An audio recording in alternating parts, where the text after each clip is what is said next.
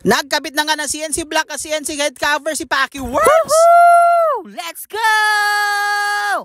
So for today's video mga bossing ay gumala tayo dito sa shop ni Paki Works. Tapos na timing na kakabit na niya ang CNC block niya. Sana all talaga tong Raider ni Paki Works. Shoutout sa iyo Paki Works and Roldan Works. Let's go! Ito palang CNC block ni Paki Works ay 68mm mga boss.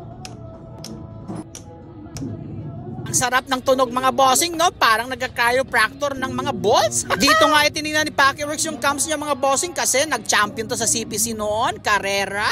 Ayaw na niya mag-karera mga boss, gusto niya mag-show Yung may mga Raider carb dyan mga bossing, OG pa rin yan sa mga show noon. Nung bago pa ako sa mga show mga boss at Thai Concept, ang daming pogi na Raider 150 carb mga bossing, mapa Gen 1 o Reborn. Bumabaha talaga sa show tong mga motor na to mga bossing. Pero ngayon, bihira mo na makikita dito sa amin kasi ang madami dito sa amin, wave na Pero di natin ipagkakailan na poging-pogi talaga ang mga Raider, pogi ng tindig basta street bike. Itong motor na to ni Paki Works mga boss noon pa, kahit saan na show dito sa amin, sumasali. Itong motor na to mga bossing ay nag-show, nasaktan, nagkarera, nag-champion, nasaktan ng bor, tapos nag-show ulit.